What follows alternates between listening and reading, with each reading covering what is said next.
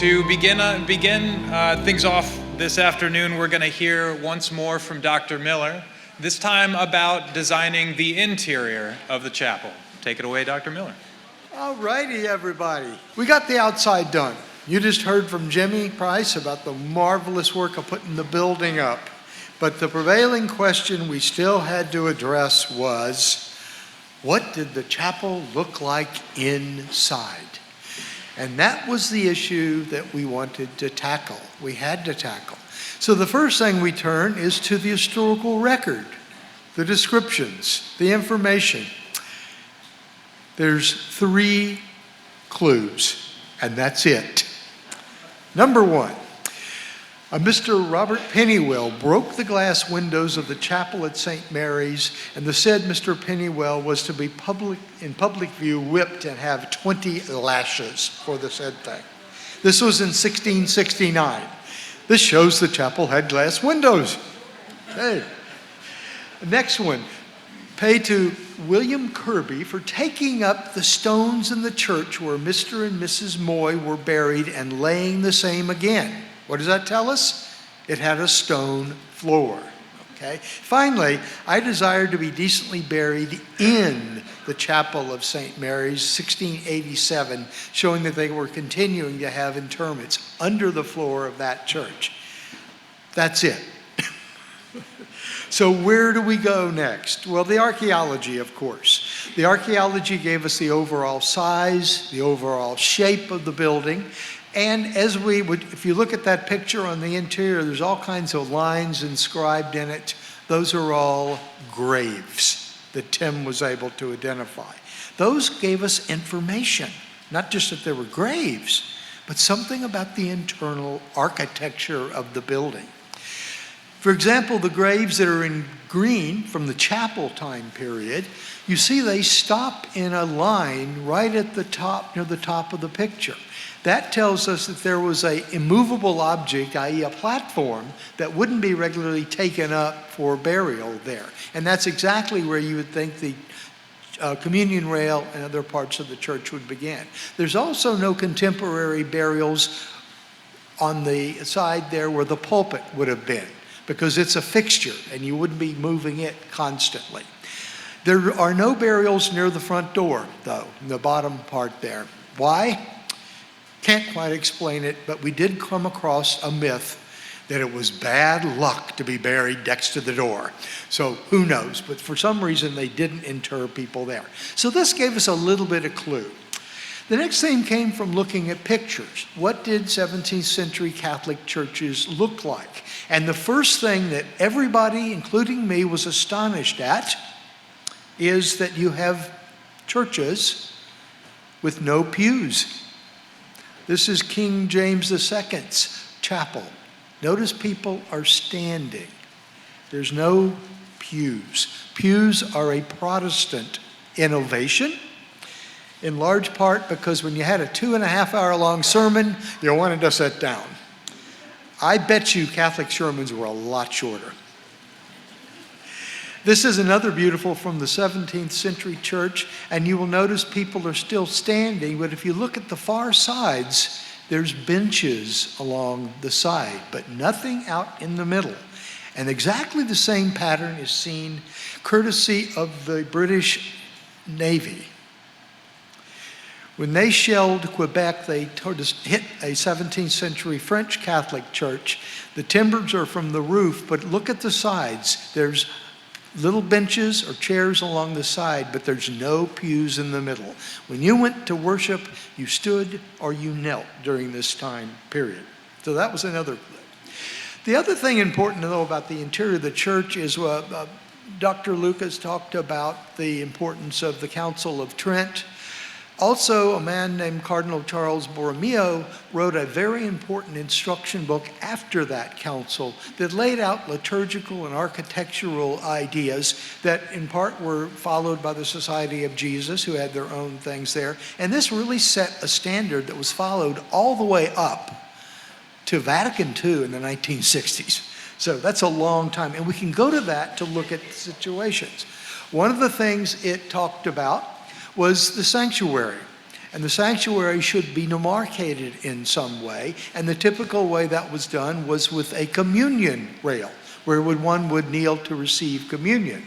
In England, most of them are made of wood, while on the continent, they're made of stone. We assume that given a wood-rich environment here, that they would have been wood. But as Dr. Lucas also mentioned, the Jesuits and others emphasized beauty in their churches so that they would help inspire the worshipers. And this began, as he laid out, with the mother church of the Jesuit Order Jesu in Rome. And you see part of that main altar there. But this was true in many other churches. If we look at the large ones around Europe built in the 17th century, we see splendor, we see beauty, we see the use of marbles and gold, all kinds of things. This is the kind of altars in a major church. But we didn't have a major church. We have a chapel. So we have to look at period examples of smaller things, little small chapels built throughout the 17th century. And we can see that they differ, but they also have elements in common.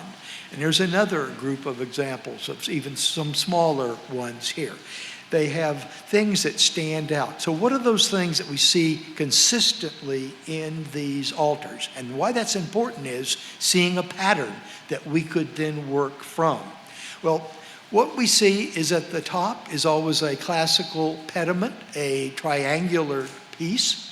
There's usually columns along the side with carved capitals right out of the Greek and Roman world. There is religious art or sculpture above the altar.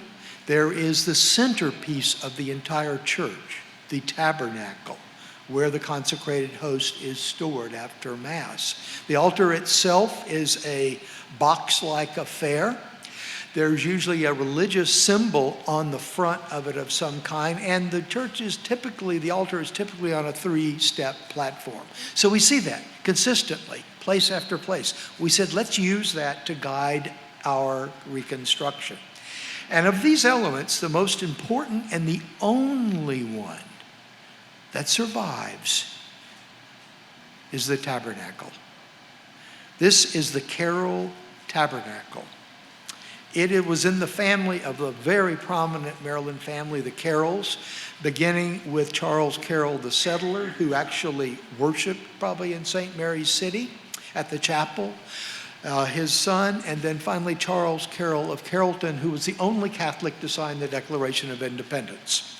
It was in their home since probably around 1715, around the time the chapel was torn down.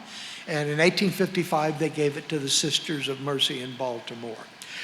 Family legend had it that this tabernacle had been at the church at St. Mary's City. A very good clue for us. And we look at it, it has elegant, beautiful carvings on it. And it has on the door a seal that you see there. That is actually the seal of the Society of Jesus. That is an important clue. What it means, this tabernacle was made for a Jesuit church. So another piece of evidence. Analysis indicates that the lower part is the original. The top part, the dome section, was a replacement. It probably had been damaged at some time and may date to 1800, something like that. We tried to trace the history of this tabernacle. We know it was in the Carroll family. We know that after the Sisters of Mercy received it, they put a coat of white paint all over it. Okay. This is the earliest photograph of it, 1922.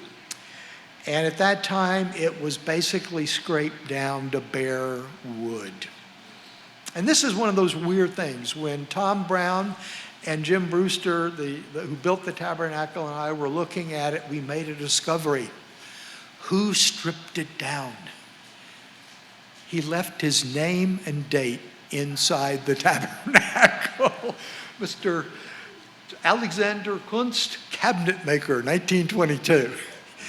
He was so efficient that he scraped away all the original surface of the tabernacle with a few exceptions.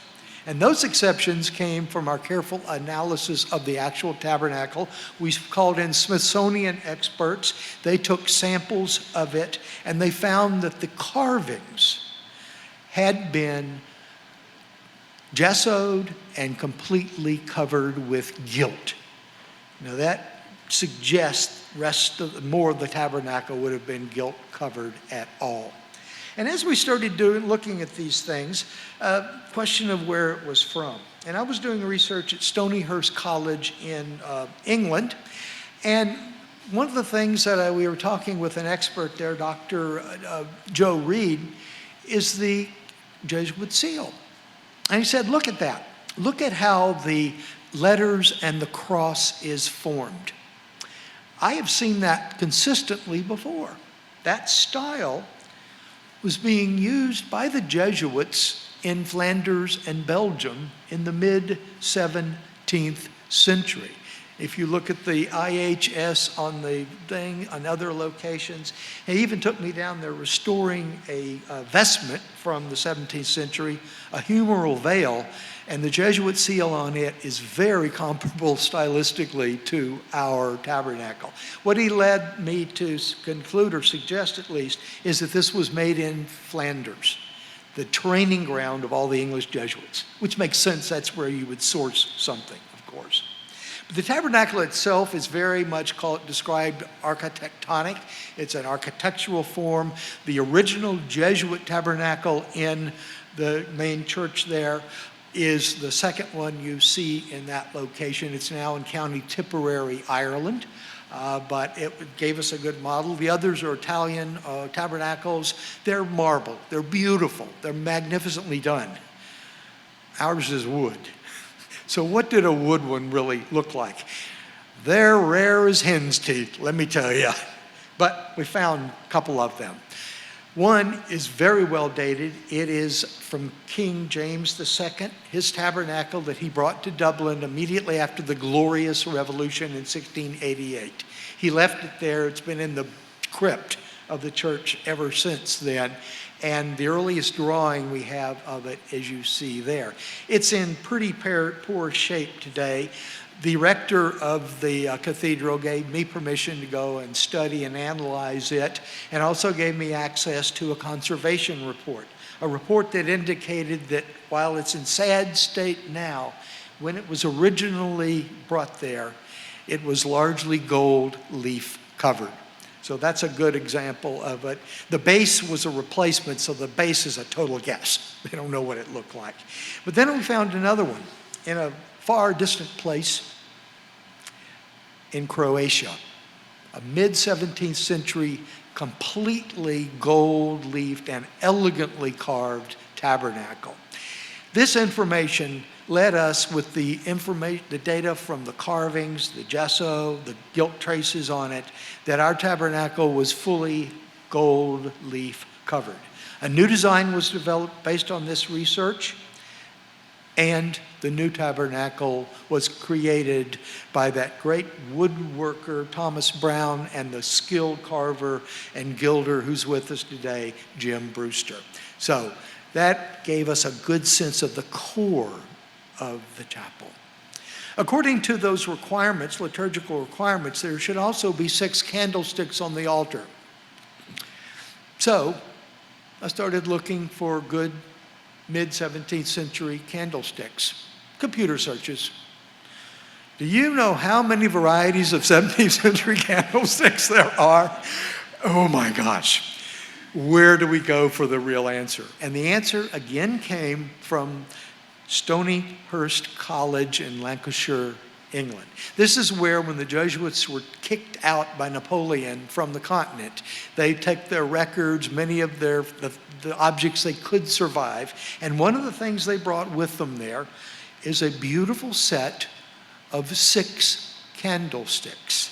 And what's interesting about them is they were made for the Jesuit chapel at their College of Liège in Belgium, made in the year 1667. What year was our chapel under construction? 1660s. So this is the best model. So again, went back to the internet, searched and searched and searched, and finally located a pair of candlesticks that are gold, not silver, but they are as close a match for the shape of those as possible. So I don't think we're going to get any closer to what could have been in that location. The other thing that we know from all these examples I showed you is that there's a piece of religious art over the altar. And so the question becomes, what kind of religious art would they have in this chapel? Well, that relates to who the chapel is dedicated to. There's no good historical information like a document from the Jesuits saying, we're dedicating this chapel to X or Y. So we had to go to another route, archaeology, not surprisingly. And what we found is that the chapel, when you built a church, you would put a stake in the ground where the main entrance door would be. At sunrise on the feast day to which the church was to be dedicated to, you would put another stake in the ground, and that straight line became the holy line from which all the other dimensions of the church were laid out. So where does our holy line run? It runs to 24 degrees south of east, which Tim Riordan used astronomical data to calculate sunrise on the 2nd of February. And this 2nd of February, just 2 months ago, one of our friends here, Pat Elder, was out there and captured sunrise on the chapel, okay? So this is very valuable. So what is the 2nd of February? For modern contemporary Americans, it can be only one thing. Groundhog Day, yes, okay. 17th century, not so much. It is a feast day in the church calendar. Feast of the presentation of Jesus to the temple, following Jewish custom. The feast of the purification of the Virgin Mary after giving birth to Jesus, also Jewish custom. And finally, the feast when in that temple, an old man named Simeon told Mary of the sorrows that she would experience with this child, and a sword will pierce through your soul also. The crucifixion, the death of Jesus. This is about Jesus, but it's also about Mary, for sure. We believe that the chapel, and there's a few historical hints, was dedicated to Mary. And as you've said, being in a colony called Maryland and a place called St. Mary's City, you could take a bet on that. Okay, pretty good one. So what do we use? Well, the first guess, and this is from our consultant, our wonderful scholar, Tom Lucas, gave us a lead here. In Santa Maria Maggiore, the main Basilica of Mary in Rome, is a beautiful piece of art, Salus Populi Romae, salvation of the Roman people. It could be 800, 900, 2000, we don't know, or several hundred years old. It's quite old, at least 1200 AD. And it's a beautiful portrait of Mary holding the young child, Jesus. The picture I show you there is after it's been conserved. It's much better now. We know that this portrait, which had never been copied before, in the year 1569, the Pope gave permission to the Jesuits to begin copying it.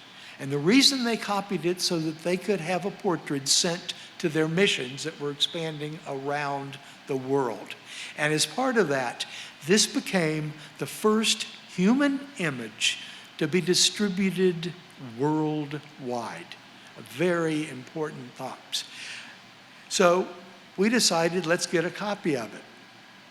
I tried to copy the one that you see here where St. Ignatius is holding it.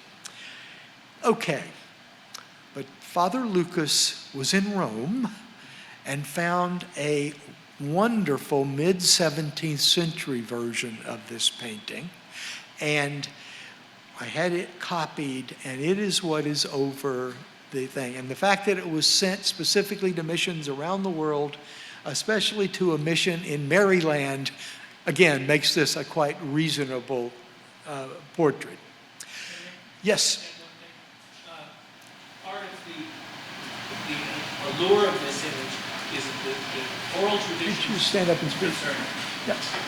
Part of the importance of this. Yeah, come on. The importance of this image is that the legends say that this was painted by St. Luke, who cared for the mother of Jesus. It wasn't. The earliest it could be is around 800. It's a Byzantine piece. Some people say it's as late as 1200. But that oral tradition linked it back to the very beginning of the tradition. It's only in the last 100 years we figured out how old it actually is. But it was important because that's an echo back. Thank you, very good. All right, so we have the art. The other thing that we see consistently in looking at those images is in the center of the altar, there's usually a symbol. Sometimes it's a fleur-de-lis, or sometimes it's a representation of Christ or initials or something. What would be appropriate for this chapel? Well, who's it dedicated to? Mary. Could there be a Marian symbol? And there's a bunch of those out there. The French had various ones, an Ave Maria symbol. The Spanish had different forms. But what would the English Jesuits use? There's very little information, but we discovered one source. This is a set of absolutely stunning vestments made by a woman named Helen Wintour for the English Jesuits between 1640 and 1670. She worked directly with them, and these garments have many different monograms on them. And consistently we see on them the English Jesuit monogram to the Virgin Mary. It is an M-A-R with a crown and a heart pierced by the sword. For a church dedicated to the 2nd of February, this seems like a really appropriate one, and we're going to have a carved wood medallion on that altar reflecting this English Jesuit Marian symbol. So that is where the altar itself has come together, the evidence, the decisions. But there's another decision that we made that is not as nice. Every church has a pulpit. The problem, and we know where it was. The problem is, pulpits come in all shapes and sizes, levels of decoration, style. Which one would have been here? We can't answer that. There's just too much variation. The altar is much more fixed, much more standardized. Pulpits are just impossible, so we are not going to reconstruct the pulpit. We will mark its location on the floor so that you can see where it would have been. But I just don't feel confident that we could come up with a credible answer for this one. So that's what we're on. The other thing we're doing with this interior course is the nave and the chancel, the core is going to be pure. But we have exhibits that we want to show, and as you know, in the north chancel, the north transept, there's archaeology, and in the south transept, there's archaeology. The north one has the lead coffins, and that's where they will be, are interpreted there. The other one has the hole where Dr. Foreman discovered the building, and we'll talk about the clues to the architecture of that building for visitors in that location. So this is the evidence behind what we have done for this specific building. We've tried to be as careful as we can with the evidence, trying to make a justifiable reconstruction of this building. And that is the purpose of our many years of efforts. And finally, from 1988 to 2025, this baby's done. So thank you.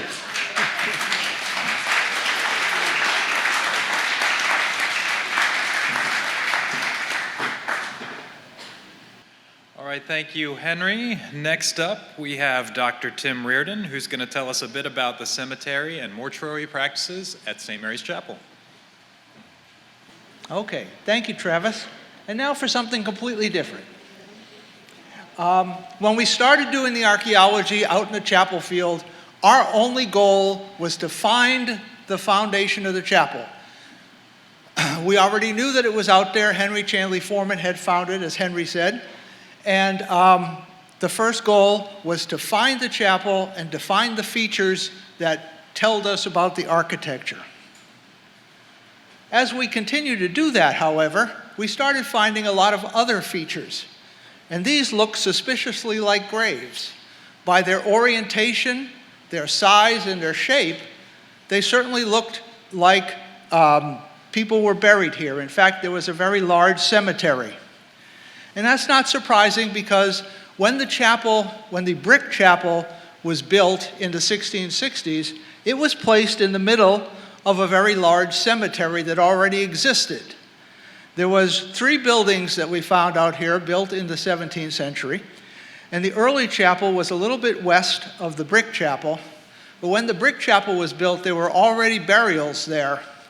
In fact, in looking at the sampling that we did, we uncovered 250 to 300 features that look like burials. And so we already knew that there would be a large cemetery here. That wasn't our purpose. We didn't really want to dig burials. We didn't want to deal with those. But what we were finding was that there were a lot of them out there. Now, we often get the question of, why are there no tombstones found out here? There are obviously tombstones in New England from the 17th century. They're not that uncommon in Virginia. And there are some recorded from Maryland from the 17th century, but very few of those exist today. We never found any evidence of any tombstones in the chapel field. They might have been there, but we just didn't find it. Remember, there's 8 to 10 inches of disturbed soil above the subsoil, so there might have been those things there. However, that does not mean that the burials in the chapel field were not marked. Very early on, we started finding that there were small circular posts at the heads of a number of these graves. These were very common on the burials. And what these represent is some kind of post or cross at the head. And here you can see on the left-hand side a cross from the American Southwest from the 19th century, or alternately, on the right-hand side, we have a reconstruction of a 17th century English grave marker that could have left the same kind of feature there. But there were markers in this field. They were made out of wood, they weren't made out of stone. Another type of marker that we found was a very narrow trench at the head end, which you can see here. This was probably related to what would be called a headboard. In other words, this is the equivalent of a tombstone, but it's made out of wood. And we know that in the cemetery at Trinity Church over here, there were recorded 18th century headboards made out of wood, but they haven't survived. A very common way to mark the graves in the chapel field involved 2 posts, which you see here, one on either end of the grave. This is what's known as a post and rail grave marker, and we have several examples here. On the right is a contemporary one from the present time. On the left, on the lower bottom, is an 18th century post and rail marker from South Carolina. And in the upper part of the left is a post and rail marker from a French painting from the mid-19th century. So these were very common in the chapel field, and when we looked at them, almost a quarter of the burials that we uncovered had some kind of wooden marker on them, which is an indication that people were remembering where these people were buried. So while we don't have any tombstones, we do have evidence that people were remembering the people who were buried here. So that was just taking the plow zone off the top of what was out in the field. We started excavating the features inside the chapel. And it's at this time that we started finding evidence for random pieces of human bone being in the features. This feature was right inside the front door of the chapel. It's kind of an oval pit that has a number of human remains in there. Why would these be in here? That's because when you disturb something in a cemetery, you have to put the bones somewhere. You can't just throw them away. And in fact, when you put a foundation that is 3 feet wide and 5 feet deep in the middle of a cemetery, you're going to disturb a whole bunch of burials. We found a feature that probably relates to the construction of the chapel, which we called the charnel pit. Because in this pit, there were over 3,000 human bones, representing, I believe, about 11 individuals. These are people who were disturbed during the construction of the chapel. And rather than just dispersing the bones, the people who were doing this built a separate place to put these bones so that they would remain in the ground. An example of where some of these people came from was when we were excavating burials around the chapel.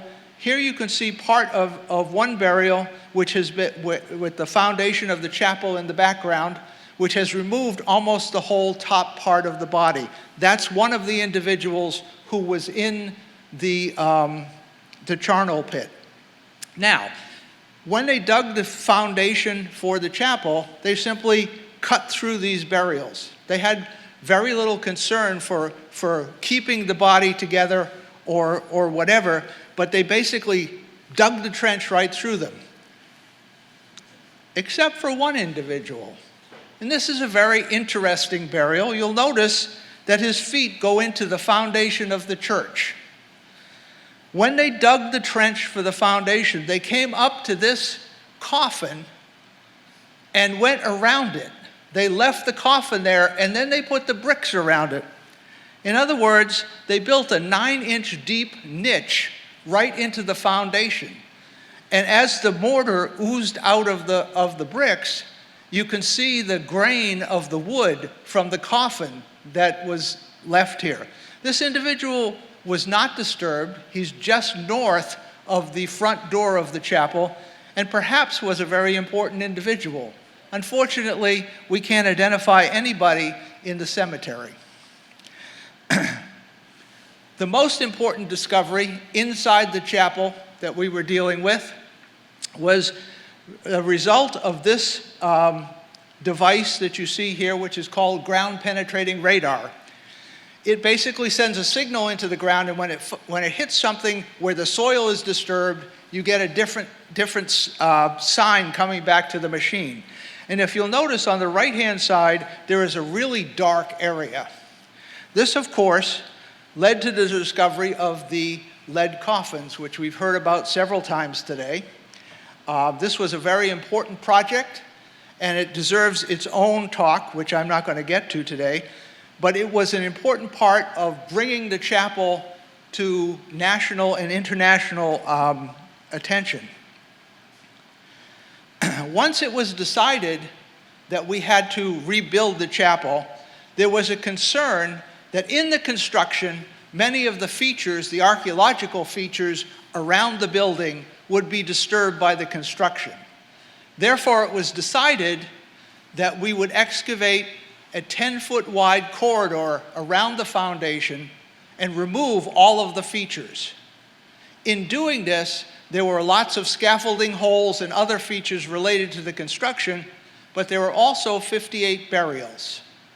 And those burials form the basis of what we know about 17th century mortuary practices in the chapel field. So the question is, how do we date these burials if we don't have any idea who's buried there, we don't have any tombstones or whatever? Well, the chapel itself provided us with a way of doing that, because it was noted very early on that some of the graves had a lot of rubble in the fill, and some didn't have very much at all. And so by looking at these, we determined that early burials had no brick or mortar because they were completed before any of the brick was brought into the chapel field. In the middle period, the graves had brick but no mortar, because that's what was scattered across the field when they were making the chapel. Once they tore it down, the burials that came at that point had brick, mortar, and plaster, among other things in them.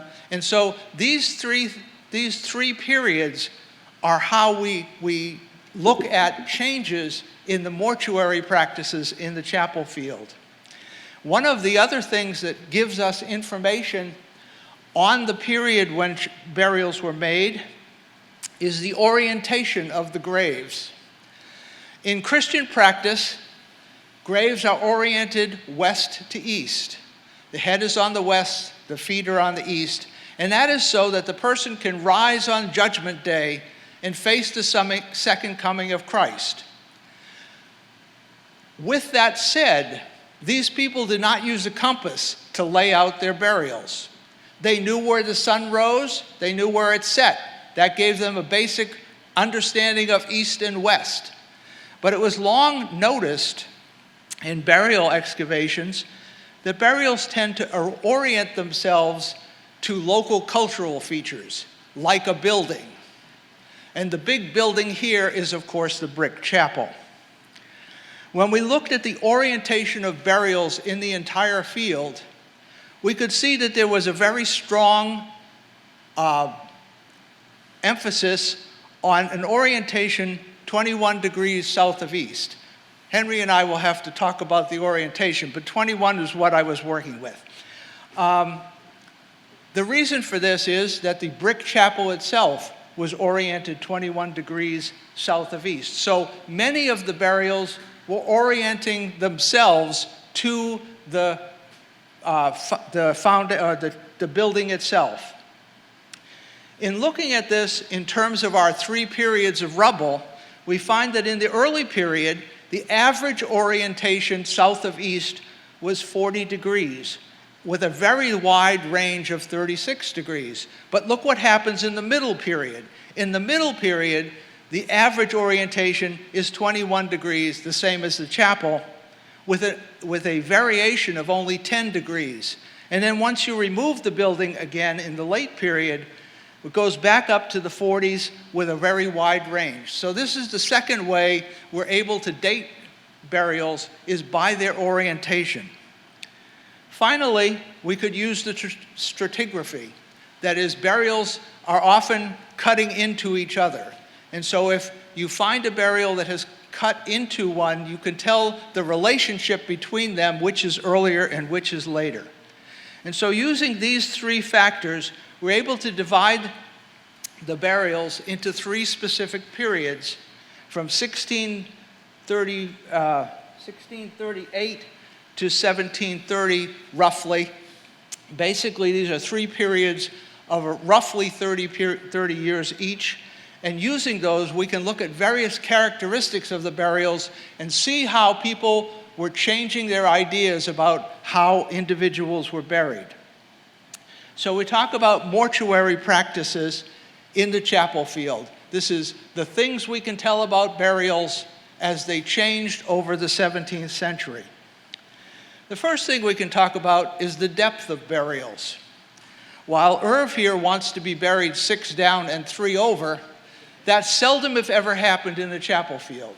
In fact, in England, bishops were constantly telling the clergy they had to make the burial 6 feet deep, but apparently nobody was. In the chapel field, the deepest burial that we found was 4 feet deep.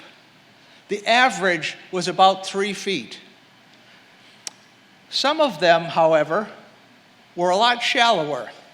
This child's burial was just under the plow zone, about 8 inches deep. So the idea that people would be buried 6 feet deep didn't hold in the 17th century.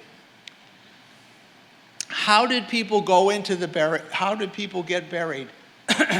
It turns out that coffins, as we think of them, were a recent innovation in the 17th century in England.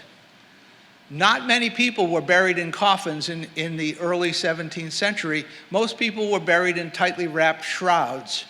In fact, in England, they had what were called parish coffins.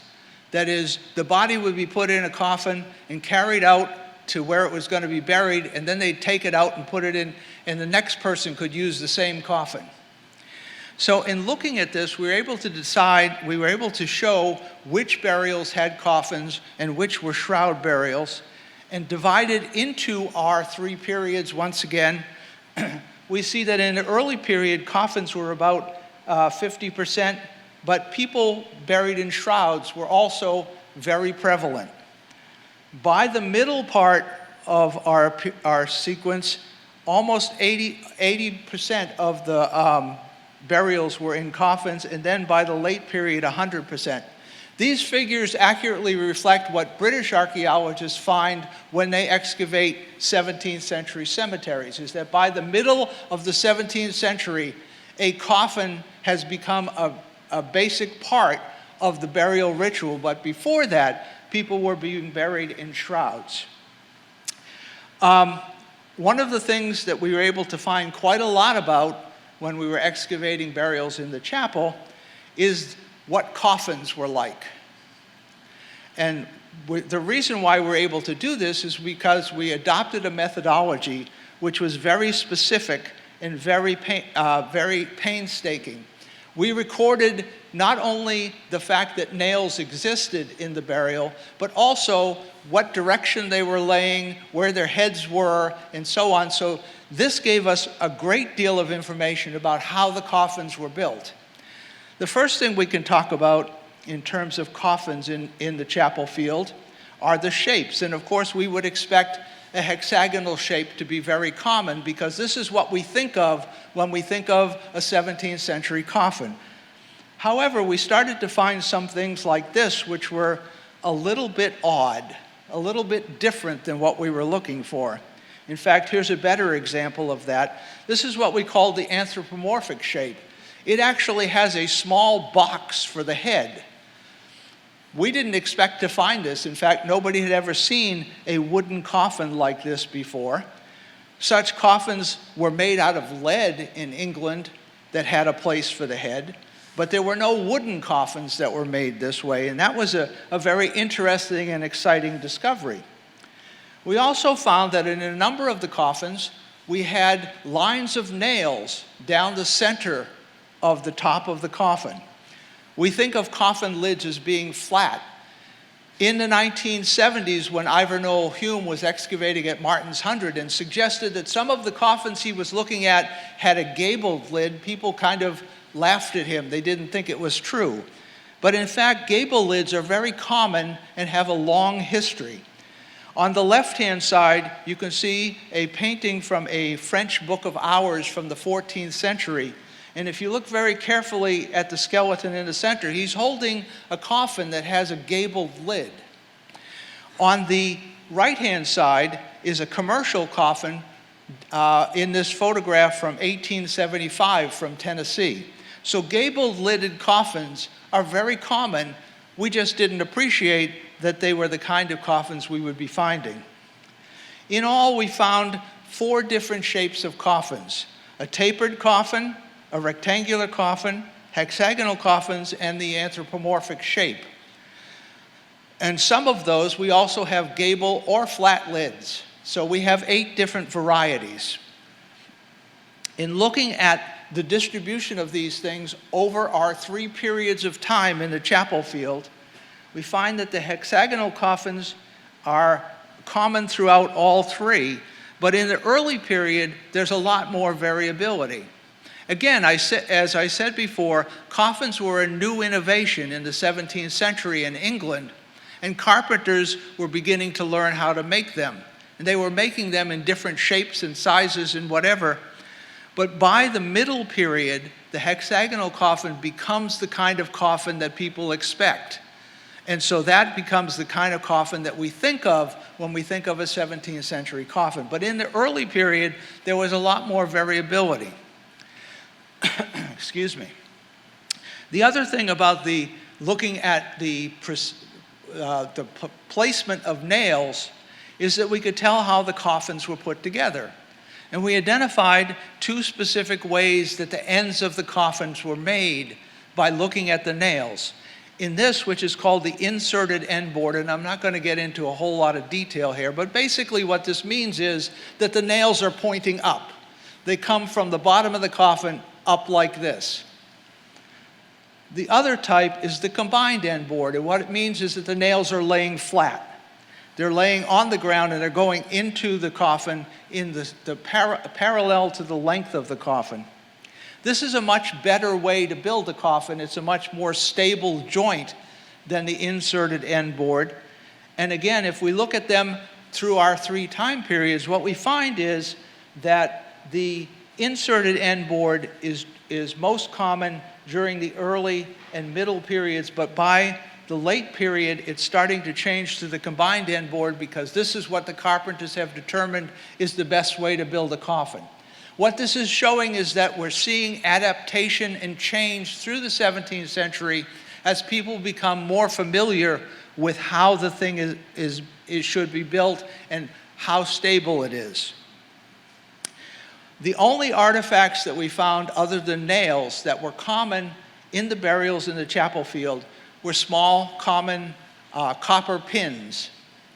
And archaeologists have found these in burials for a long time and determined that they were what held the shroud together. But in fact, in looking at this, because we were very, very carefully plotting everything out, we noticed that there was a strong concentration of pins around the head. If it were just to hold the shroud together, it should be along the entire body. But you can see that in all 3 periods, the pins are concentrated around the head. And in fact, in a number of cases, we're able to look very specifically at where those pins were. And there were 2 different patterns. One had the pins all the way around the head, and another one had them set on the sides of the head here. These reflect a change, a significant change, in English burial practices in the 17th century. In the early part of the 17th century, people were buried in shrouds, but that doesn't mean they were completely covered. As these statues show, they often had the face exposed, and what we see is that they would take a separate piece of cloth called a face cloth and place it over the face before burial and pin it to the shroud. And that's the first of the 2 types that we saw. The second one is an innovation that starts in the 1650s in England, where people are not buried in shrouds. They're buried in what is called a cap and a gown. That is, they have specific burial clothing. And as part of this, they developed what was known as the chin strap. It goes under the chin to keep the mouth closed. And to do that, you have to pin the chin strap to the sides of the cap. This is one of the significant things that was found in the excavations of the burials out of the chapel field because of the precision at which we were doing this. So we learned a great deal about how people were buried, how the coffins were made, and the changes that were going on in the 17th century that reflected what we know historically was going on in England at the time. And now, before we all suffer this gentleman's fate, I'm done. All right, thank you, Dr. Riordan.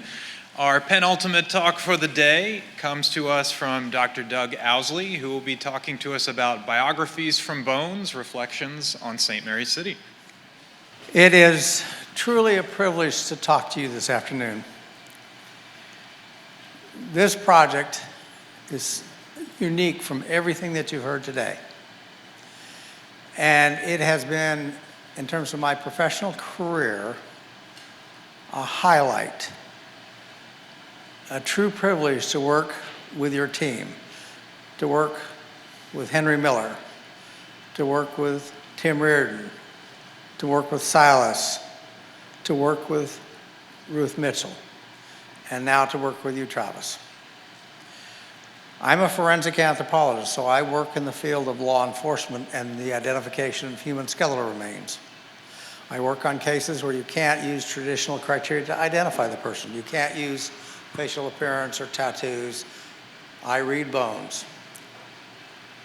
When I was first contacted by Henry back in the early 1990s, that's what I was brought in to do, was to work with their team of archaeology, historian, and we were to help read the skeleton to help identify the individuals in Project Lead Coffin.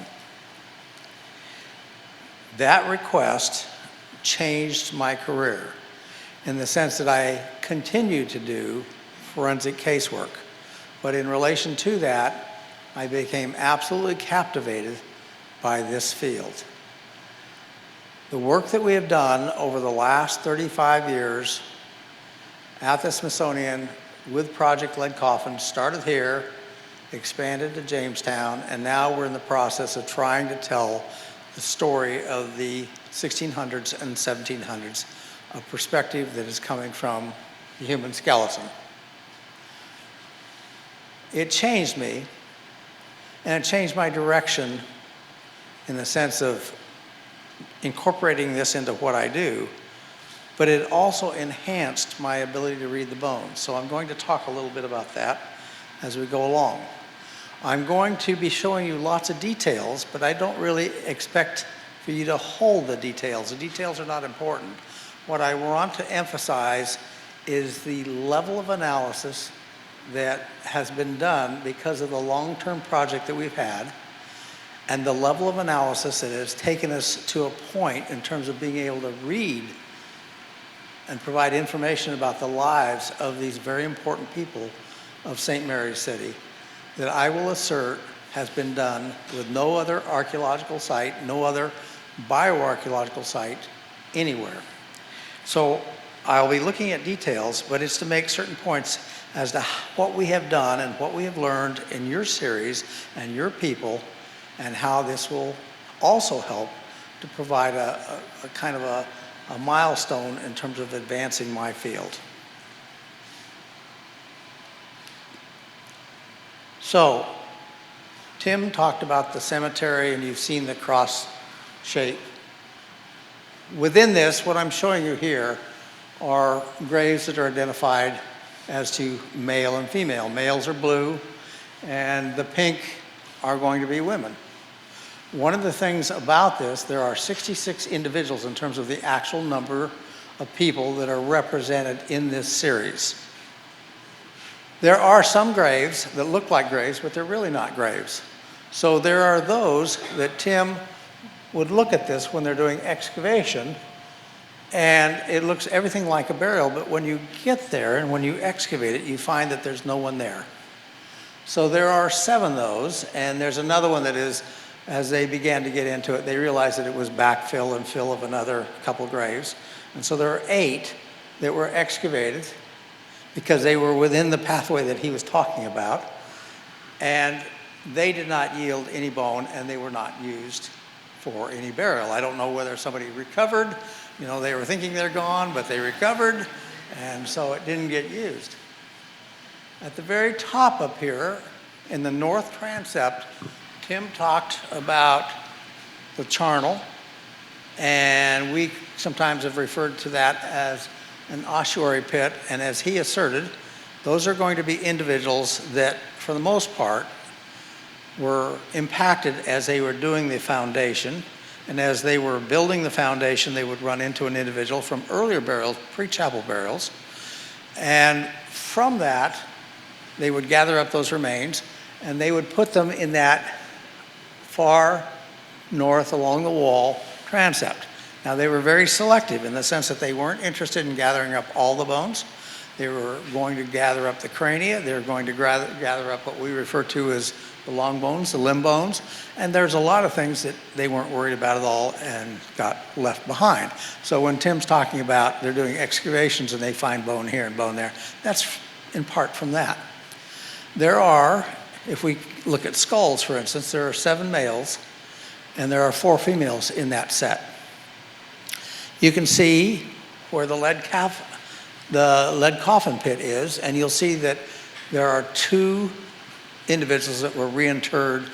They excavated that pit and they took out 2 males, and then they put parts of those individuals back in that, and that was recovered in the fill associated with the lead coffins. Now, all total, of these 66 individuals, 43 of them date to Dr. Riordan's early time period, so they're pre-chapel. I absolutely love and think it is incredible that they were able to differentiate and kept track of all of the fill so that they could identify the 3 different time periods and put dates on them. In our work across the Chesapeake, that has become our standard because our analysis is looking at how things change through time. Now, I'm looking at, he's reporting, for instance, on mortuary customs as they change. I'm looking at health, for instance, and demography and other things as it changes. But we start out then with a time period before that, say at Jamestown, with the very early period, the 1607 to about 1634. But we've adopted that and carry through the 1600s with their system, going into the 1700s, 1706, it's a long 17th century, 1705, 1706 up to 1749. That's our system. It was established here and it works very well for us in terms of what we're trying to do. One of the things that I will point out is we're looking at males and females here. As I say, there are 43 individuals that date to the early time period. There are about 19 that date to the middle period, and there's about, going from memory, there's about four that date to the post-1705 time period. In terms of demography, and that's something that we look at very closely, one of the things that we've been able to do here, and this is going to get into some of my later talk, with regard to genetics is when I'm working with a skeleton, if it is an adult, I can look at the features that identify male versus female because most of those really, not completely, but really develop at puberty and become accentuated. And it is in that ability that I can deal and identify quite accurately an adult male from an adult female. I'm willing, because I know a lot of features that I'm looking at, I'm willing to say for a little 6-year-old or a 7-year-old that I think this is a little boy or a little girl. But it becomes progressively more difficult to take a young child and say this little boy or this little girl. In our demography here and elsewhere at some sites, we are sexing children here. And the way that we are doing it is we are doing it through the genome. We're doing DNA analyses. We have very detailed DNA information on, of our 66 individuals, 48 individuals. We'll talk some about that. Sometimes when they get so small, preservation is not so good, and getting something like DNA is very hard. So, one of the things that I'll point out, for instance, is when you're looking in the lead coffin pit, you'll see the larger male coffin. That is going to be the coffin of Philip Calvert. And you'll see that his wife is buried next to him, Anne Woolsey Calvert, and then there's a baby. That little baby, when we excavated those remains, I thought that might be a little girl. I learned a lot in the sense that I'd read about this. This is inside the lead coffin, and this is the remains of Philip Calvert. And so you're seeing around the perimeter, you're seeing the wooden outline of the hexagonal coffin, and you're seeing that it's a lead-clad coffin. St. Mary's is unique because of these lead coffins. There are 5 of them. They've only been found here in terms of the 17th century, in terms of North America. I've seen that and heard about that in dinosaur bones, but I'd never seen anything like that. That is a crystalline matrix. It is referred to in geological terms. It's a crystal, but it's called brushite. And it is basically calcium and phosphate in a water-rich environment, and it breaks down. There's other things that influence that, which could include certainly evidence of embalming, but it destroyed it. But it destroyed primarily the torso and the head area of the coffin. And so you can see, for instance, on these remains, what was preserved in terms of the skeleton. Fortunately, the skeleton, because there is less tissue around it, actually preserved quite well and was a source for DNA from this individual. The hair preserved. Now, hair is tough, and hair can last a long time, but when we saw this, one of the debate questions that we had at the time is are we even looking at his hair, or are we looking at a wig, for instance? That is his hair, and we have had that examined by a hair expert to try and talk about the, whether the color is natural. It's actually kind of bleached. There's evidence of the use of a bleach on this. but the hair is preserved. And one of the things that is so fascinating is you can identify the root end close to the scalp, and you can actually determine how long the hair is. And so when you're out in an area like this, for instance, you're getting toward terminal strands. Hair is an interesting source of information about the health of an individual. This is Anne Calvert, Anne Woolsey Calvert. A different kind of treatment and a different kind of preservation. Much more slight. He was a much larger man, more corpulent, much larger man. She is very, very thin in terms of her presentation. The coffin is very small in comparison. And one of the first things that we zoned in on her was to look at this right femur and the twist in that femur. Now, this is a very high status lady, but she has an awful, awful fracture of that right thigh bone. She also has hair preserved, and with regard to her hair, one of the things about it is it's slightly longer than his. It's 18 centimeters from the root to the tip, and that is going to tell us about her medical treatments, as his as well. Now, just looking at her femur, okay, she is a mid-thigh fracture that is an overriding fracture. So it's a very serious compound fracture when it happened. The muscles are very strong, and as the muscles are bruised and injured and you have this type of disruption, what's going to happen is you're going to have an overriding fracture. So you can see how the two shafts of the bone slip past one another.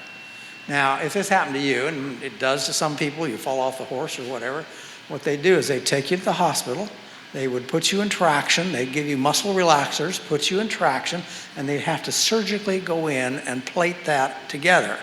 Put the surgical plate, screws, otherwise it would not stay. They could not do that with her.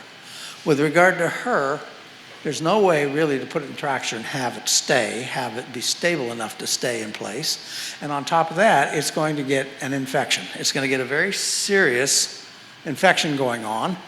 This is going to be an area of a draining abscess. This is going to be an area of draining abscess. And the only thing that she could really do for this, because what would happen is it would get infected, it would swell, it would eventually rupture, she would drain, it would close up, and she would go through that cycle again and again. And in relation to that, the only thing she could do is go to bed, because it would have been awful. The treatment of that required a lot of care, a lot of patience, but that's what she could do to handle it. You can see the override fracture. I use a lot of CT, computed tomography, in my work, a lot of x-rays. And in relation to that, for instance, this is a CT model. This is our normal left leg. You can see how it is at the knee. This is taking this left leg and just reversing it so you can see the reduction in height. And you can see also when you look at it how this leg has healed such that this foot would have been coming out to the side. We did a wonderful exhibit that everyone here helped us with at the Smithsonian in the Natural History Museum, referred to as Written in Bone. And Jeannie Posnett, who is here, was our Anne Calvert. And when we had her filmed and moving, she had to take her leg like this, and she had to wear high on one side and short on the other so that she could limp away, because she was clearly two different legs of different lengths as a result of this injury. She is clinically osteoporotic. We have done, for the Chesapeake burials, we've done DEXA scan, DXA scanning. Most of you that are older than 40 years old, it's a way of measuring bone density, and you've had it done. We have done this on Chesapeake bones. She is one of the very few, and I'd say I can count them on my fingers, how many women we see at an older age that are clinically osteoporotic.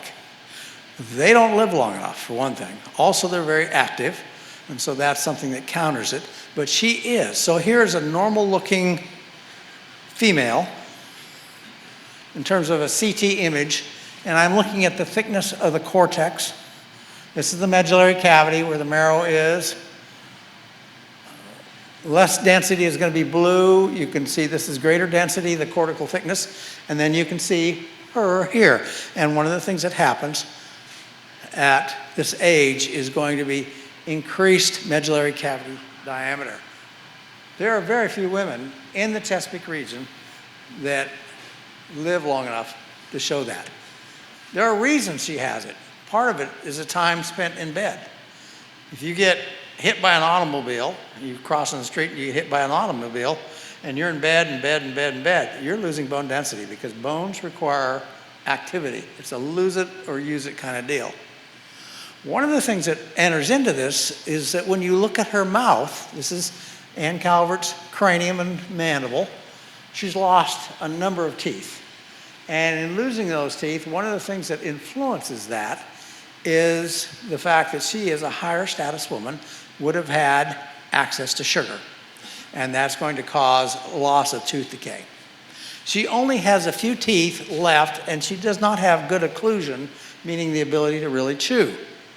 So when you look at her front teeth, for instance, when you look at this central incisor, lateral incisor, and canine, one of the things that I see on that canine is a slope, and I see this also in what's preserved with Philip Calvert. I can tell whether a person likes to smoke a pipe or not by the wear facets that we see. But when you really study this, when you look at her teeth, one of the things that you come to realize is those are no crowns. You look at the mouth and you see the white portion. She does not have that. She has lost that. She is chewing on her root stubs, and she has severe gingival gum resorption. She is receding gums and receding bone. There's another woman, and not the only one, but another one in the chapel field within this series that was excavated. And as we look at her mouth, one of the things that we see is translucent enamel. When you look at this enamel, enamel is white in color. As it gets thinner, you tend to see the underlying creamy yellow colored dentin. So it's very shiny. You see that she's got severe resorption. The gums would be here normally. You've got calculus deposits that have built up here that you get your teeth cleaned with, but she's got the gums receding and she has the bone receding. Something very caustic here is causing this to happen. It is causing her gums to just be resorbing away. When you look at her mouth, one of the things that you see is that she's got the enamel completely worn away. And you actually see those tiny little holes, and those tiny little holes are the exposed pulp chambers. So there's one right here. You maybe can't see it, but there's a tiny, tiny one right there. She has completely worn the enamel off of those front upper teeth.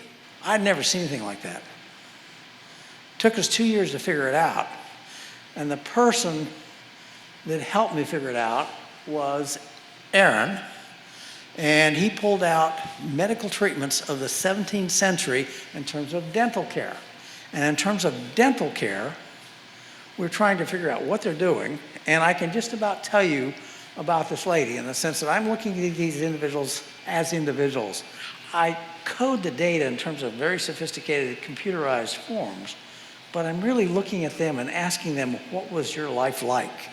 And trying to tell their story. Nobody wrote a word about this lady in her lifetime, and we now have the privilege of being able to do that. So I can tell you that what happened is this lady had a tooth that was lost right here. She got an abscess. She had another one. There was an abscess right there. And, you know, you go to the dentist, and I can tell you that if it's a good dentist, he can tell you whether you have a tooth problem. He can tell you whether you have an abscess before he even looks in your mouth because he can smell it on your breath.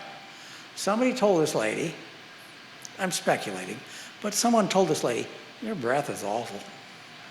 That put her into a tizzy, and she has a personality that is obsessive compulsive. And what she does is and she's not the only one, and this is what some people, higher status people, were trying to do in that time period, is to protect those teeth from getting a cavity, and so she's going to try and clean them. The way she's going to do this, and this is what Aaron found in a medical book, You can see how scalloped those are, how cut in those are, how translucent those lower incisors are. And then you can see when she got the pulp chambers exposed, she's got abscesses. That's the kiss of death for this young woman. She's not that old. She's really quite young. What they would do is they would take a cloth, and in taking that cloth, they would dip it in a solution. That solution is caustic to them. It's acidic. What do you think their acid is that they're using? It's vinegar, something they've got widely. And we've looked at this, and in our volume that we're working on, we'll show some pictures of it, how you get these scanning electron microscopy images of fine, fine striations across her teeth. And so we knew that it's some abrasive. Well, what do they have lots of? They have lots of tobacco. They ash it. It's got phytoliths in it. It's got silica in it. And we can see the fine, fine striations. And what she's doing is she's taking and dipping and dipping and scrub, scrub, scrub, scrub, scrub, scrub to keep her teeth clean. Now, Anne was doing that. This lady was doing that. The reason we are looking at root stubs is she's destroyed her crowns and she's cut into, you maybe can't see it as clearly, but she's cut into the front of these teeth. Now, I said with teeth, we can see what's going on, and we know she's very sick from her leg, and we can look at then taking the hair. Philip is the blue. This is a control. This is another woman that would not have the same thing. She died as a result of childbirth. And what we're looking at is in parts per million, we're looking for the presence of arsenic. Now, we all know that arsenic's not something that you want and not something that you should be taking. And as with any medicine, it depends sort of on how much you get. It can be helpful if you get this much, and it can kill you if you get this much. And we, of course, know that arsenic, under any circumstances, is not good. But I can tell you now, what I'm looking at is 18 months of Anne's life in terms of this red. I'm starting out here. They've given her, the hair is like a sink. It'll pull it out of the body. It's trying to get rid of arsenic. And so it'll take the arsenic and it'll have it go out. Then she's had a dose. It's a treatment. They're giving her medical treatment. It'll start to go down. These are centimeter distances in terms of hair, and a hair will grow about a centimeter a month. So that's where I say I'm getting 18 months. So we're going down, she's getting rid of it. She hadn't had any somewhere in here. They're gonna give her some, it's gonna start coming out, it's gonna come out, it's gonna go up. And also they were treating Philip some, but not nearly as much and not consistently. And so the hair will start getting rid of it and getting rid of it. They'll give her some more. And each time they're hitting her with a heavier dose, and as they hit her with a heavier dose, she's getting more and more arsenic that the body is trying to shed. But now, this is the end here. So they gave her, over a period of months, arsenic. And she has all of these other complications, and she's weakened by her diet, can't get enough food. That's going to contribute to her death. The baby. I'd never seen this before either. The baby's very complexing in the sense that, for one thing, there's this layer of soil that maybe Henry and Tim figured out, but within that coffin there was a layer of soil that the baby was placed on. And that is a good thing in terms of preservation, in terms of my field, because the part of the body, which this is the legs portion, that didn't have that soil over, it deteriorated away. The part that was lifted up, the cranium and all, is a little bit better preserved. Because of that, considerably better preserved, such that this is what we have that has preserved these bones. The lower right is a mandible. This is a little boy that is about 5 months old, 5, 6 months old. When I first saw the remains, I said, I think this is a little girl. And the reason I think this is a little girl, this is a healthy infant. Here's your horizontal ramus of the mandible. Here's the vertical or ascending ramus. Little girls are a little more tipped back. Little boys, as it is in adults, a little more vertical.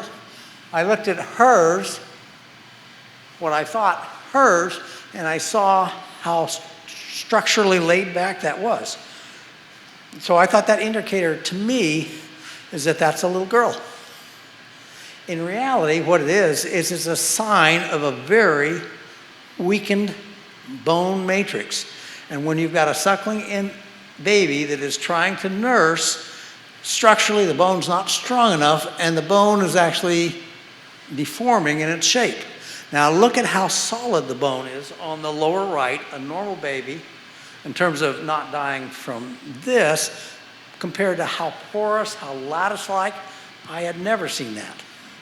This is the back of the skull. This is called the occipital squamous. You have areas that are so thin that you actually have openings. You have perforations in the bone. And on top of that, you've got a coral-like appearance. And in this coral-like appearance, when I see this, this is called parodic hyperostosis. It's expansion of the diplo, the blood-forming area. And what I think of is anemic conditions, severe anemia. But I've also got all of this porosity going on. Things like this enter into my world. I received a call from a prosecuting attorney that was dealing with the most stressful forensic case I ever dealt with in my life.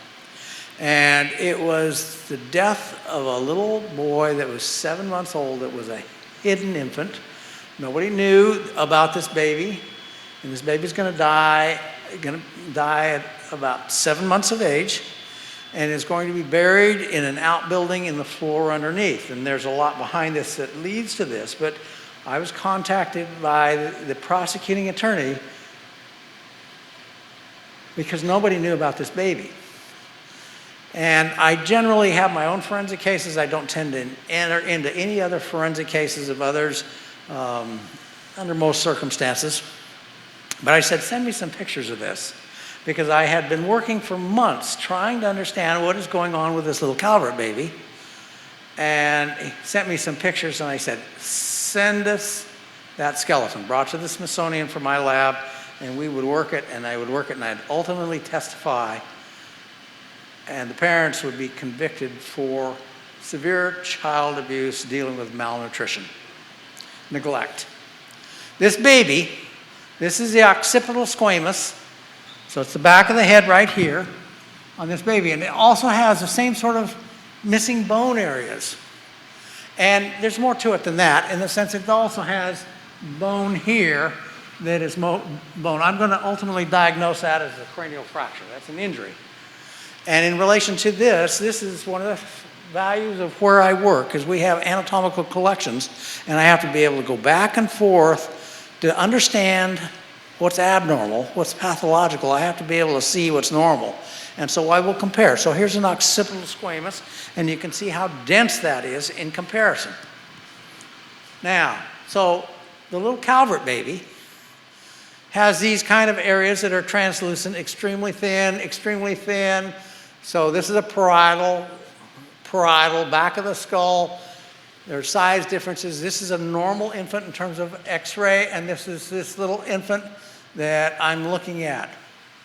In relation to this Calvert baby, what's really going on there, we have the anemia that's going on, and I think that's in part because of the medical treatments of the 17th century. I can tell you there's not much of anything, I can't think of anything, that they really did to make you feel better in the 17th century that didn't basically hurt you. So it's just not a good time in terms of that.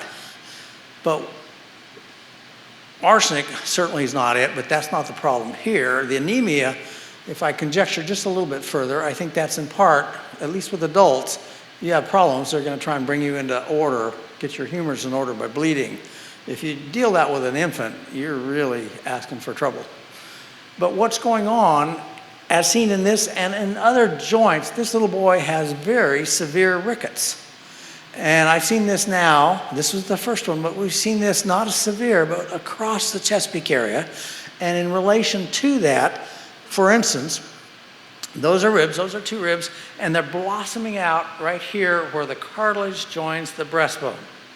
Now, when you take an X-ray, traditionally when this would happen, and you take an X-ray, what you see in an X-ray, in the old days, 1930s, let's say, is you'll see dense, because it's expanding out, and they would call it a rickets, a rachitic rosary. It looks like you've got a rosary beads going down here, and it's these expansion. Well, the little Calvert baby has extremely severe rickets. It's not a situation of malnutrition. It's not that. They would have had wet nurses if there were problems or anything like that.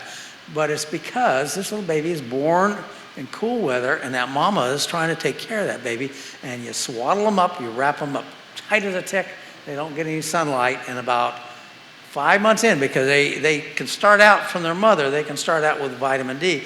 You don't get enough vitamin D from being exposed to sunlight, and this is what's going to come on. And a lot of our little babies from this time period, cold weather babies, they're doing the best they can, but they don't get the vitamin D they need, and it can get really bad. And that's what happened here. Now, I want to take you into a world that didn't exist when Henry invited me to work on this project. You've got these burials, and our techniques expand over time. And in relation to that, one of the things that we bring in that we could not even have dreamed of doing back then was genetic testing. So I mentioned testing, for instance. I can tell you that that little boy up there in the purple, Philip Calver, I can tell you that's his son. I can tell you it's his son from that. We now are able, by working with partners that are part of our larger network, that we can do whole genome testing. So we can look at the mitochondrial DNA, we can look at the Y chromosome DNA, we can look at all of the other chromosomes. And within that, we can identify, within a cemetery, we can identify family members. So within this small series that's excavated, you know, Henry, when he and I were talking about this, he says, you know, they come over so fast and they die so fast that you would not expect to be able to find families. But take the red one, for instance. Take the red series. We'll call that family A. Up in the ossuary, you'll see that there's several individuals that we can identify there, including some that are purple. Those are going to be Calvert relatives. Those are going to be other Calverts. The red one right there, those are going to be those are going to be burials that are before the chapel, and they get moved over there. The red one is a male. He's the grandfather. Right here is his wife. We can recognize the grandfather and we can recognize the grandmother. We can go over here. That's his son. That's their granddaughter right there, that red one. The son, we can link her up. That's the mother. We can identify 3 generations, for instance, of that family. You see the blue one in the lower right, the darker blue, that's a mother buried with her baby. So we can begin within this series to identify who is related to who through the genetic means. I want to talk now, this is where I'm saying, I'm hitting you a lot, but it's the concept that I want to convey, not the numbers. One of the things that we can do is we can identify where a person came from.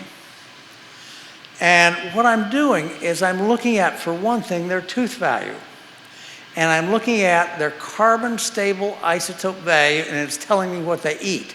And if I grow up in England, I'm eating wheat and barley and rye and animals foddered on that, and it has a certain chemical signal that it gives you in your bone. If you come over here, as was talked about earlier, corn is easy to grow. Wheat, barley, rye takes a while to get going. Corn is a tropical cultigen, and it has a very different isotope signal. And in that different isotope signal, I can tell you who's born in America. So I can tell you who's born there and comes over and promptly dies. I can tell you who's born here and is raised. And I can tell you who's born here and comes over here and lives for 20 years. So I'm showing you a sampling of this, for instance, and I'm doing it in Dr. Riordan's time period. So 1634 to 66. Here's the chapel period. As I said, I have more of these than I have during the chapel and certainly after the chapel. I can take a tooth and I can get the isotope signal. That's where they're growing up. And if it's minus 19, minus 19.5, I know they're coming right out of Northern Europe. And look how consistent they are. in the sense that this is your early time period. Europe, Europe, Europe, Europe. Everybody's Europe, Europe, Europe, Europe. And the bone, when you come over here from Europe and you start eating corn, your diet is changed and your bone chemistry starts to change. So I can tell you, this person came over and lived several years. Came over and lived more years. So I've got, in this early period, going up to 1666, roughly, I've got basically everybody coming over, many of them dying very quickly, and some of them being just as tough as nails and living a number of years. And I can tell you in that period, in that time period, I've got only one person that is born here. These are by age. You probably can't read them, but this is a young person that's about 18 years of age. Up there, the red, they're born here. That's a carbon isotope signal of here. And the tooth isotope signal of here. They only made it to 18, but that's the only one in your series that was tough enough to be born here and make it, go into the middle period. And you still have people that are born, come over, and die. Born, come over, and die. But now you're starting to get people that have got pretty tough immune systems, and they're starting to live longer. And then also look up at the top, you're getting red and blues together. Those are Americans. Those are people that are actually being born here. Those three up there where they come over, the bone and tooth sample are basically the same. So I can begin to pick up this transformation. We know it takes 100 years before you really start replacing.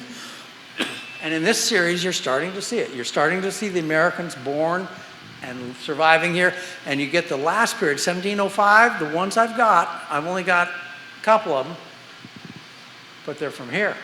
They're no longer immigrants. Now, I want to show you something that I think, concept-wise, I think is fascinating. Okay? Burial 12. I'm going to show you a picture of him in just a second. He's right straight out of Europe. Burial 17, right straight out of Europe. This guy is the grandfather that I talked about. He's coming out of the ossuary pit vault. He comes over. Here would have been his signal, but his bone, he's lived here. Now, this is a pretty tough guy because he's not coming over. He lives a number of years. He's not going to live to be old, but he lives a number of years. Here's his wife. Here's the grandmother. She's going to live to be about 45 to 49 years. What this guy did is he came out of Europe, and he was able to get the attention of an American girl, born and raised here. Okay? This is their son. Now they've got a son. This fellow, their son, this is family A. He's 25 to 29 years of age. He's American. Look at his value. I have tooth and bone on him. Here is his wife. She's an American. Here's the granddaughter, born and raised. They're starting a family legacy that starts out with Americans, except for the granddad. All right, now, that son, that 25-year-old son, he was a hard worker. You look at his arm bone, that's his right humerus. You look at his right humerus and you see that extension off of it. That is a muscle pull. He tore that muscle bled and hemorrhaged and it ossified. It was an abnormal stuff, it ossified. Now, in relation to this, the end of his life was as a result of a very, very serious injury. This is his left humerus. He fractured it. This is his radius here. This is his right radius here. He fractured it. The ulna was fractured. He's got a lower leg fracture. This is his femur. This is his right femur. He shattered it. On the back side of this, you'll see it split vertically. He's got multiple fractures, and that was it for him. So he did not live long. His wife lived much longer. He did not. Very abrupt. What caused that? I don't know. I could tell you something that could cause it. If you fell off that chapel, if you were up there on that chapel, that'd do it. Okay, I want to show you just a couple outliers, and then I'm through. Up here, you're going to see a burial 12, and you're going to see a burial 17. Two individuals here. They're early period. They're early period. They're uncoffined, as Dr. Riordan said. They're uncoffined. This burial right here, if I'm reading it correctly, it should be this one, burial 42. Burial 42 is a child. He's about 8, 9 years old. He's African. He has an African mother and an African father. Burials 12 and 7, 12 and 17, they're Irish. They're out of Ireland. And there are 5 individuals in this series. Some of them are not completely, some are half American and half Irish. Grandpa was Irish that convinced the American girl. This is burial 12. That's probably one of the very first Irish in the New World, right there. This is an English cemetery, but there are individuals, the Calverts had connections with Ireland, and people are coming over through that. Not easy. That individual there, and you saw it actually in the grave, you just didn't see it. If you look at this arm, this humerus, see how short it is compared to the other? As a child, he had broken that arm, and he broke it in a way that affected the growth plate, and it didn't grow. So when you look at his left side and you look at his right arm and his left arm, you can see the difference in growth. He's clearly right-handed, but it's also an injury. There is a lot of injury in these individuals. There is a lot of injury. He also has a broken leg that healed. Could have been the same accident. You're seeing a shin bone there. You're seeing the twist in it. And then also you're looking at, same view, the tibia and fibula of the lower leg, and you can see the deviation up toward the top. They couldn't treat us like they can today. I want to show you one last thing.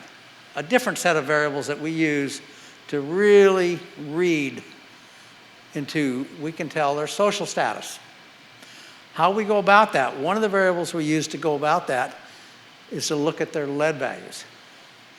If you are well-to-do, one of the things that you have is you have access to pewter. In the 17th century, pewter is a fancy word for 30% lead and the rest tin. Also, the fancy lead-glazed wares. All the ceramics that you see, the pieces with all the beautiful colors and all right, those will come off and can get into your system. And whereas the body, for instance, with regard to arsenic, really tries to get rid of it in the hair and everything. Bone allows lead to get incorporated into it. So it's there, and we can tell social status by parts per million lead. So within this, for instance, this is an Irishman, this is 12, this is 17, Irish. The amount of lead that they're exposed to it, but it's not that high. It's not clinically significant. This is the grandfather. Grandfather's coming over, B05C, lead. Boy, did he marry up. Look at, you know, there's a kind of cute country song that I don't think there's a parallel, but it strikes me. You know, it's this country song where the guy's talking about just trying to keep his sons out of jail and keep his daughters off the pole and try and convince his wife that, or keep her from recognizing that she married way, way down, whereas he married way, way up. And somehow that grandfather, he was able to survive. He's tough as nails. He's got a lot going for him. And he married up. Whoever her family was, she had resources. She also has, she lives longer. Lead is accumulative. She lives longer, and she would have paid the price for it because the lead, it's such a nasty poison. It's horrible for little kids. Horrible for little kids. It is so vicious in terms of what it does. In the 17th century, they had a condition they called the dangles. One of the things that it would do is it shuts down the cilia in your intestines and your bowels freeze up. And they actually had a tool called the spatula mondani that they invented to go out in and dig out bowel impactions. You know, it was awful. And the dangles is because it affects your peripheral nerves, and their hands do this, their feet do this. It's bad stuff. And I can tell you that your St. Mary's, folks, has a lot of very affluent people because I'm working Jamestown, a lot of sites, and their lead levels are like here because they don't have those kind of things. And in St. Mary's, A lot of people aren't. You could have, say, an indentured servant, she's working in the household and she'd be exposed, but there are some individuals that really are off in terms of clinical significance. I mean, I read just recently that the CDC has been forced to do away with the lead, the panel that, you know, assists communities on lead. Lead is such a poison today, even that is just horrible news, because it's such a nasty, nasty poison for us. So, I'm going to stop there. I really want you to realize that there's, and I've worked great projects. I've worked on the Hunley Confederate soldiers, identifying them, the Confederate submarine. I've worked amazing forensic cases for me, like the Pentagon plane crash victims and the Waco Branch Davidians, that really challenge you and cause you to, you know, provide information that I feel has a great value.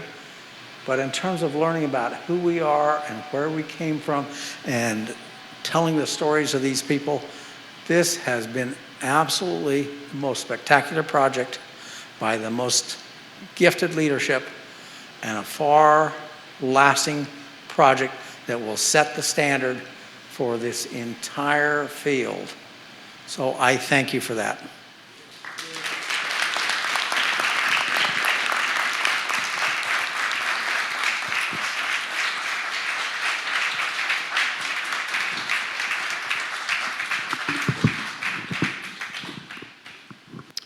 All right, thank you, Doug. And bringing up the rear today, I have the distinct honor of trying to offer just a little bit of concluding thoughts for our day, and I promise there'll be few thoughts, or at least fewer than maybe they would have been a few hours ago. You've heard a lot today about the longevity of the chapel project and all the work that has been put into it over the last 40 years.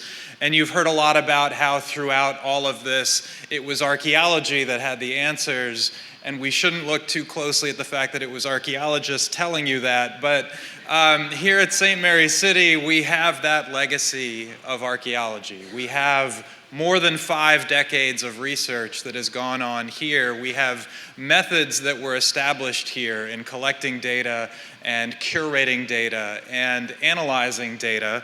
And all of that work is because the archaeology has been conducted in a similar way throughout that time period. We didn't change course halfway through and suddenly start digging round holes instead of square holes. We've stuck with consistent data collection since one of the first archaeological projects that took place here at the John Hicks site, an incredibly fascinating archaeological program of a mid-18th century wealthy mariner and the enslaved population that lived on his plantation. We've also carried that legacy to teaching, and maybe you recognize some of the much younger people in this picture, Dr. Stone, Dr. Miller, but on the right you see an image of the first historical archaeology field school that ever took place at St. Mary's City more than 50 years ago. And so there is that legacy, and I just want to highlight a couple of the things that we're up to now that are really built on these legacies. At the Leonard Calvert House, we are conducting an active excavation right now, really intensive excavation, that's based on work that was started really in the 1980s, building off of some of the work of Dr. Henry Chanley Foreman.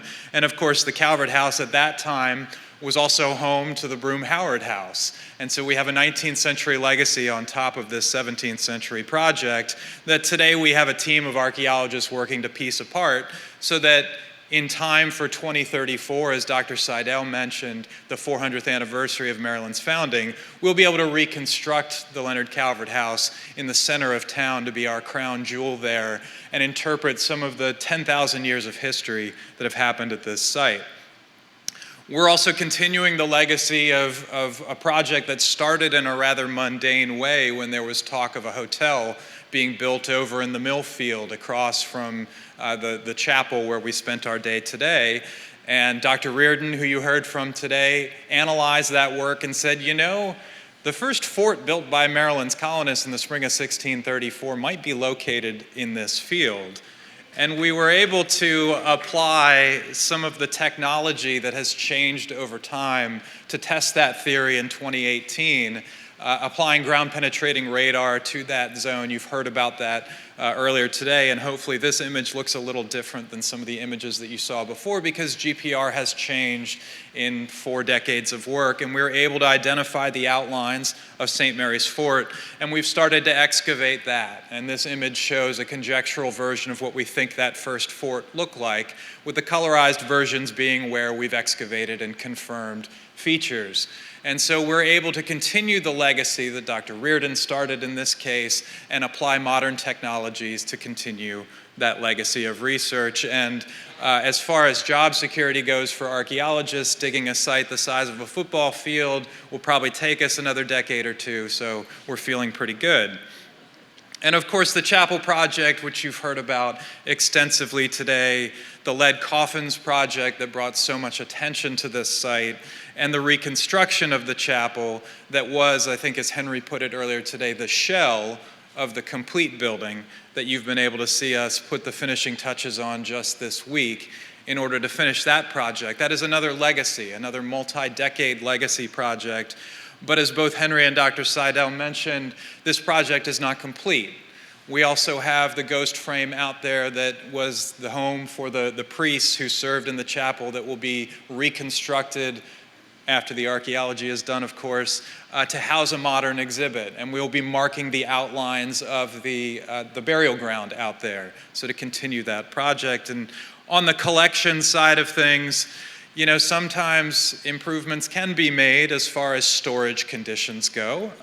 We made the best of it for many, many years in the small house that you see in the upper left-hand corner, and stored way too many things in that small building. But even a structure like that could be home to an excellence in teaching and instruction. And through the years, we have that legacy of teaching generations of archaeologists who have gone on to do other things, either at St. Mary's City or beyond. And sometimes if you don't have enough room to store stuff, you just got to throw it in a trailer. And so we've tried to adapt to new conditions now. We have a brand new purpose-built building not far from here. You can actually see it just out there, that lovely brick building over there, Anne Arundel Hall, designed by some of the people in this room, Silas Hurry, Henry Miller, etc., to house the 6.5 million artifacts or so that we curate. And it is a beautiful building in which to work. And again, with collections, we are applying new technologies, digital databases, to continue that legacy of collections care. As we work on our exhibit designs, we take this in a new direction as well. We are coordinating with community members. You've probably seen the major construction site, again, just out to your left, out here. This is about to become our new visitor center that will open sometime in 2026, asterisk. And so this exhibit will house 10,000 years of history told from a very diverse lens, and we are leaning on our community members in this exhibit who will be on camera, and you'll get to hear them talk about what the history means, so that you're not just necessarily seeing things that are historic, but you're hearing from people about what that means to them. We are working with members of our indigenous communities. Here you see a picture of Karen Lynch Harley, a member of the Piscataway Conoy tribe who is doing a mural, in this case at the University of Maryland Dining Hall. Karen is designing a mural for our exhibit as well. So we'll have a Piscataway artist designing a Piscataway image for Piscataway history for this visitor center, and we're working with a number of other Piscataway tribal members on telling that history. Outside of our visitor center, we continue to work with a group that's called the Chancellor's Point Working Group. You've heard from Dr. Owsley about the incredible things that we can learn from studying human remains. In this case, we had 2 burials that were identified in the early 1970s that we excavated almost exactly 50 years ago in 2023. These were the remains of 2 individuals of African descent, formerly enslaved from the late 17th and early 18th century. And we're working with this working group comprised of descendants and community members and museum professionals to determine what the future of these individuals will be. This group got together and on their own volition established an ethical framework to guide this project, and I credit the Historic St. Mary's City Commission for voting unanimously at a meeting last year to give authority to this community group to help direct this project. So this is a way that we are trying to incorporate our community into the work that we do in really important ways. So as we look back at the legacies of our team, by the end of this summer, the Department of Research and Collections will grow to 25 people. So we have a large group that are working to carry on these legacies, but I would say this now as much to you all as I would say it directly to my own staff, that we really are standing on the shoulders of giants here. You have gotten to listen to some of those self-same people today, and we get to learn from them and build on their work, and it's just such a thing that we are so grateful for. And so as we move forward in working with our community members and trying to challenge stories and really take Maryland history forward, we have those legacies on which to build. And that's the great thing about the Chapel Project, is it is one of these incredible legacies, just one of so many here at St. Mary's City. I was fortunate this week in the scramble to try and prepare for this event to have a really profound experience. At the end of a long day of doing a lot of planning and running around, I was able to visit the chapel in a quiet moment, myself and one of my colleagues, Ruth, and it was the first time I had gotten to see the altar and the columns and the pediment and everything all in place. And I walked in, and Ruth can attest, I can be a chatty person, and at the end of the day, I just stopped and I couldn't speak anymore. I was overcome because something that was always supposed to be in that space had been returned to it, and I didn't know it. I didn't have the vision to see what was supposed to be there until it was there. But there's one person who did have that vision and has carried that vision for 4 decades now, and that's Henry Miller.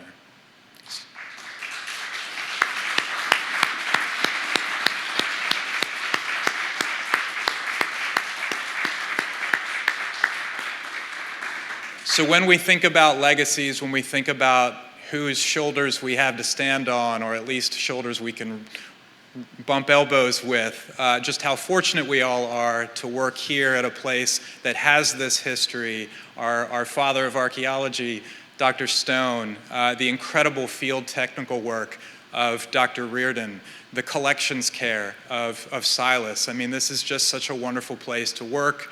And you've seen the fruits of that labor today, and I hope you'll stick with us as we move forward and have more of these legacies that we can continue to build on. So I want to thank you all for being here with us today. You've stuck with us through the cold and through a very, very long program. We have a number of shuttles outside that are ready to take you to wherever you need to go, but just thank you so much for being here with us. It means a lot. Thank you very much.